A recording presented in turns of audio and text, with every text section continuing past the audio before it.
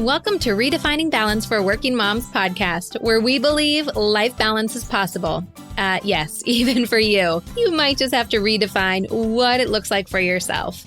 I'm your host, fellow working mom, and founder of Your Life Rocks, Jenny Stemmerman. Each week, I'll bring you practical, real-life tips to help you focus on the things that matter most in life and be the best version of yourself in every area that God has called you to. Ready to redefine what balance looks like for you and your life? Let's go.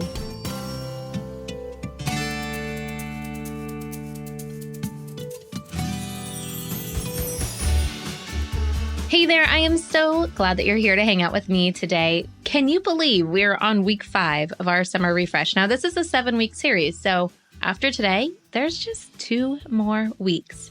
And I have to say, I hope that you have enjoyed this summer refresh just as much as I have enjoyed doing it for you. And I've enjoyed doing the exercises myself as well. I mean, like I say, I am a fellow working mom right there with you.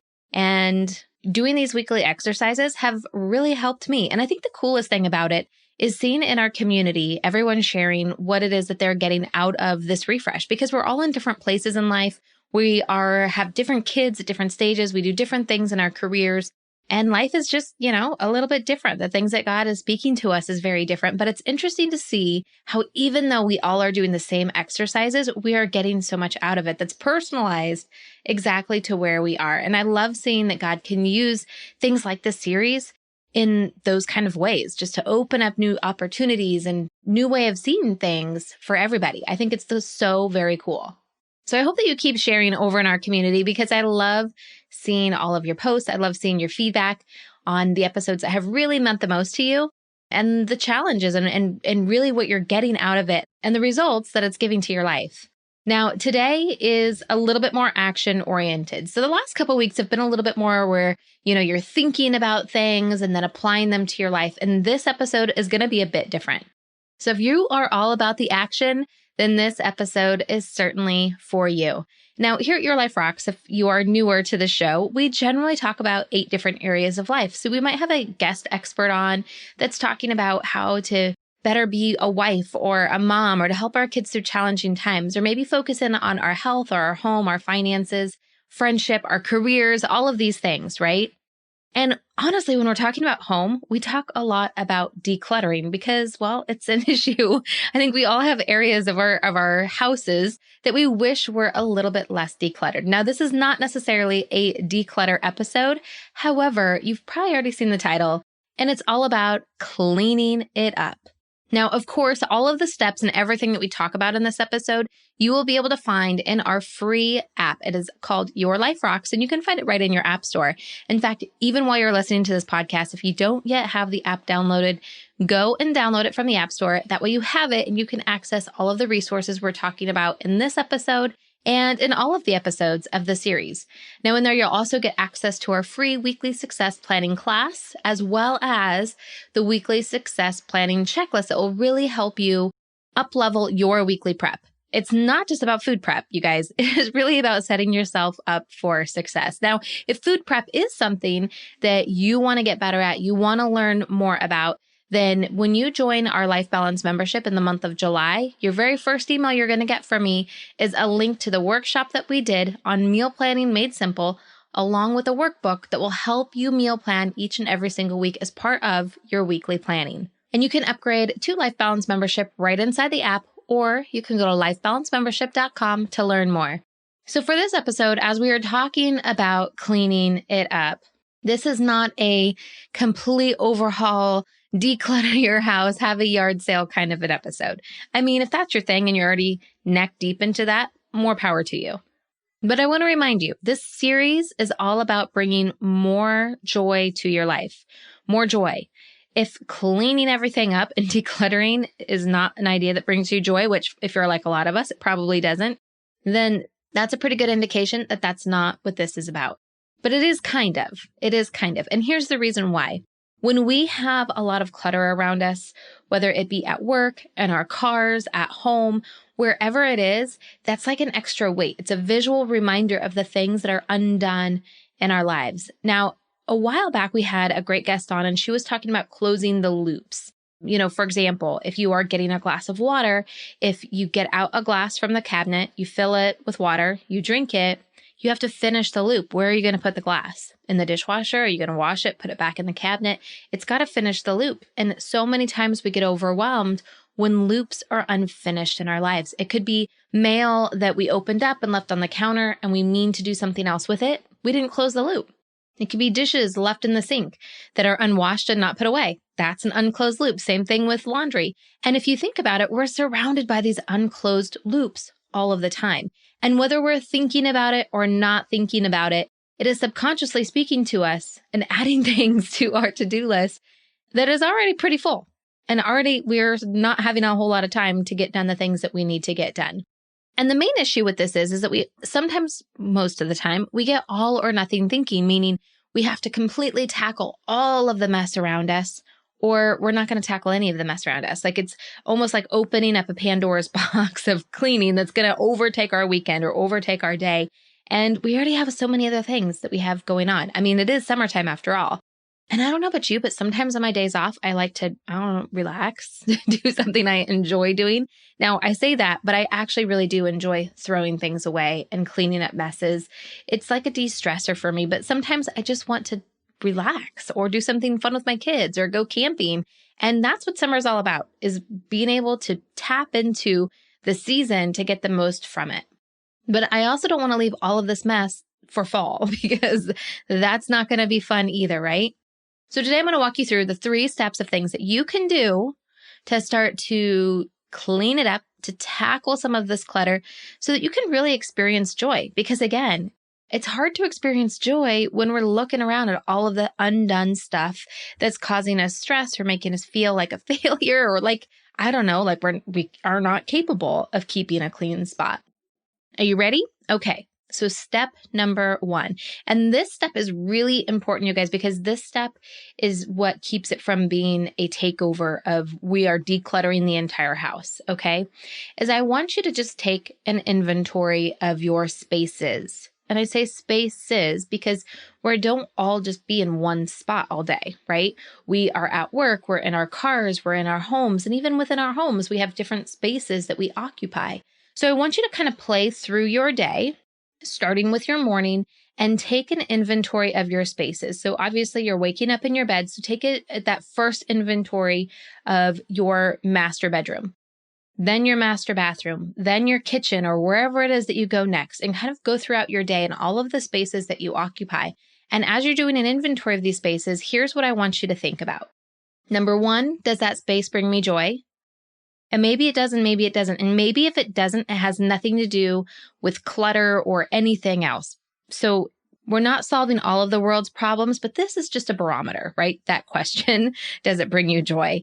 And we can look more at that as we move throughout the steps.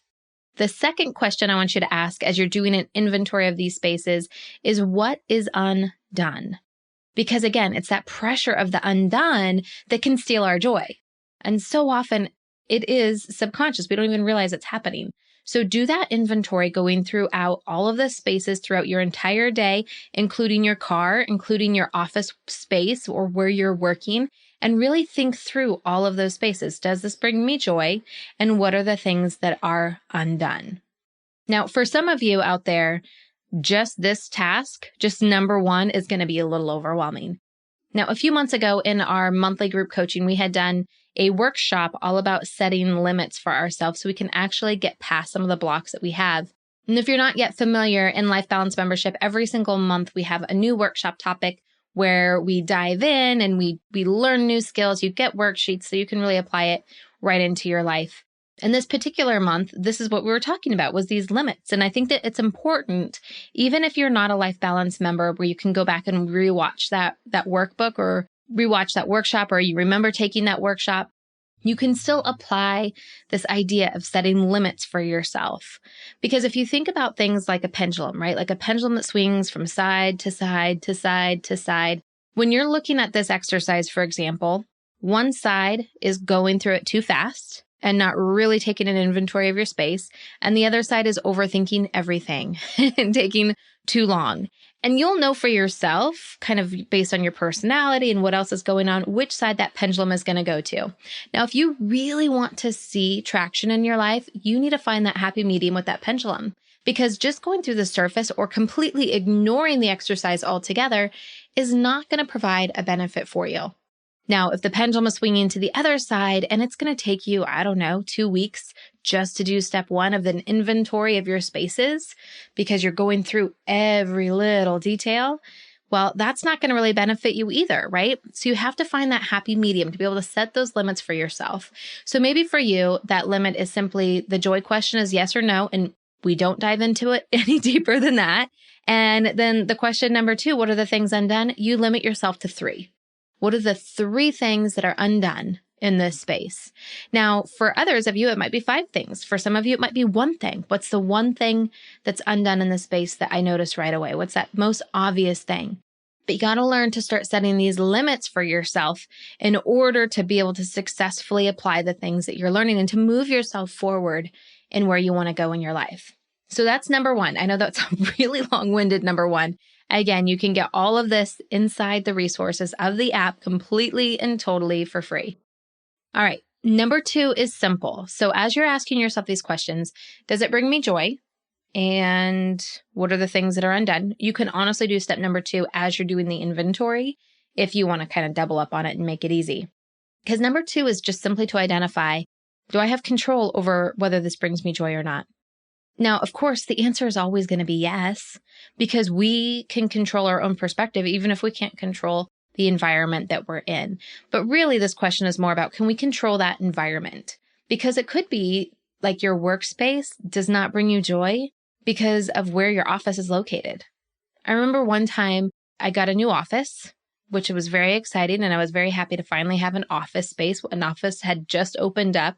Unfortunately, it was like the most undesirable office in the entire office building. It was like in a corner, downstairs. I had no windows. It was a big space, but it was just really dark and dreary, and it was not great.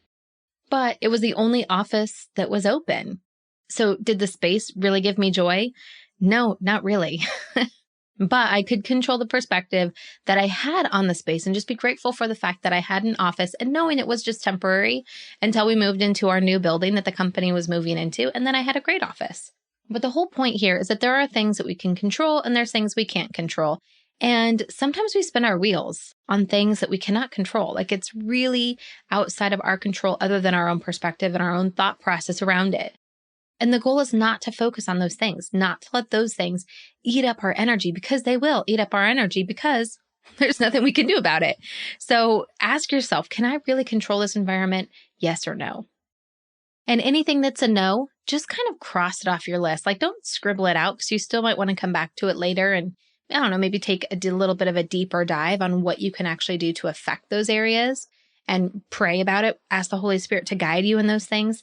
But just put a line through it, because for the sake of this exercise, for the sake of this series where it's all about bringing yourself joy and cleaning it up, we are going to focus in on just one area, one space that you occupy and how you can start to close the loops in that particular area, how you can start to get a few things finished to help bring in more joy so that these are not the things that are weighing you down. So as we move on to step number 3, everything that's left and not crossed off, meaning these are the things that you have a little bit more control over. I again want you to take inventory, but in a different way. I want you to think about your day as you're going throughout your day, as you're occupying these spaces, and really think about which of these spaces, which time of day do you experience the most amount of stress in, the most amount of anxiety, the most amount of worry, the most amount of the train thoughts. And what I mean by train thoughts is like the train starts to go and you can't pull it away. It just keeps going down a path that's hard to stop. So where do those kind of things tend to happen for you? So if the goal is just to pick one area and tackle it, to clean up that space, to close up those loops, pick the one that's going to have the biggest impact on you. Because again, we know looking at the mess, looking at these unfinished things are going to add to your stress. And if this series is all about bringing you more joy, then we need to cut that out, right? So figure out what that one area is for you and then just get busy getting it done. So many times things can be a lot simpler for us to tackle, but we spend so much time procrastinating. We spend so much time thinking about getting it done that if we just went to work getting it done, it would be done before we know it. Now, I want to give you some examples of what these spaces might be, just to help you kind of control that limitation, that all or nothing thinking of I need to completely reorganize my kitchen or whatever it is, which, by the way, we have episodes on that. You can go back through the past catalog and see what those episodes are where we talk about things like that. But I'm talking about it could be that pile of paper on your desk, just the pile of paper, not talking about redoing your filing cabinet or anything like that. It could be a junk drawer in your kitchen that every time you open it up, trying to find something for your kids, you're like, oh my gosh, I'm such a horrible mom. I can't find anything, right? These are those trained thoughts that I talked about that kind of take over and put us down a path of negative thinking that really is not very helpful for any of us. It could be your car. And honestly, these spaces, you guys, they can change all of the time. I know for me, sometimes I go through stages where I don't necessarily care if my car is messy. And then I go through other stages where I really, truly care if my car is messy. And I think a lot of it depends on if like I'm having my kids' friends in my car or coworkers in my car. If other people are going to see my car, then I kind of want it to be a little bit nicer. So whatever that little area, that little space is for you, that's what I want you to get work on cleaning it up. Now, as you're cleaning it up, here are 3 tips for you. Try to touch things only once, meaning if it needs to be thrown away, throw it away. Just take a garbage bag with you wherever that space is and just throw it away right away. If it needs to be filed, file it right away. Don't make a file pile to come back to file it later because now you've just replaced the pile you were trying to clean up with another pile. Try to touch things just once. So, for example, if you're cleaning out your car and there are things that need to go inside the house, grab as much of those things that need to go inside the house at once. Don't put them in a bag for you to go through later. Take them into the house and put them away until your hands are empty, and then go back out to the car and keep cleaning again. Tip number 2 is as you're cleaning up the space and you're putting things away, you're putting things in the garbage, I just want you to think about how it even got there in the first place. What are these habits that you have in your life that are keeping things undone? And how can you start to think about behavior changes that could start to close those loops for you? Now, this is easier said than done. I'm not asking you to overhaul your life and redo all of these habits, but just start to be a little bit more aware of our things that we do in our life that keep these loops closed. Because awareness truly is the first step in starting to close these loops, to create new habits in our life. Because when you have these closed loops, when you are able to have some really productive habits in your life, morning routines, work routines, weekend routines, all of these things, right? When we're talking about life balance and we're talking about number 1 is having a relationship with God, number 2 is community and having relationship with others, and number 3 are the systems. These systems that we're talking about, they help you close these loops. They help you keep on top of all of this stuff. And that's why it's so vital to creating balance in your life, because it's not even so much about getting the stuff done. It's about not having the undone stuff that influences your thought process throughout the day. So that's it for this week. It's just about cleaning it up. Just one space that's really going to have the biggest impact on you. Quite simply, that is it. I hope you pop on over to our Facebook community, or you can even share it on Instagram. Send me a DM, share it in your stories. Let me know the space that you are tackling and what it means for you. And I just hope that you get a lot out of the questions that we talked about in this episode to ask yourself, because sometimes those are the things that we breeze on past. And if you're listening to this while you're driving and you're thinking, I'm never going to remember all of those questions, that's totally okay. That's why we put them in the resources inside the app. So make sure you go and check that out. If you already have the app, it would mean the world to me if you would just leave a review in the App Store and share what the app, what the podcast, what any of the courses, how they are benefiting your life, because it really does help other people find the app, find Your Life Rocks and everything that we have to offer. And while you're in the app, I hope that you also check out our lifestyle guide. This is a monthly publication that we put out to help you provide tips and inspiration on all 8 areas of life. Now, because it's summertime, we combined June and July together, but August is coming up and we have some great resources coming for you as we start to close out summer and move back into the school year. Next week, we will be back with week number 6 of our Summer Refresh Challenge. And until then, keep building a life that rocks. Bye.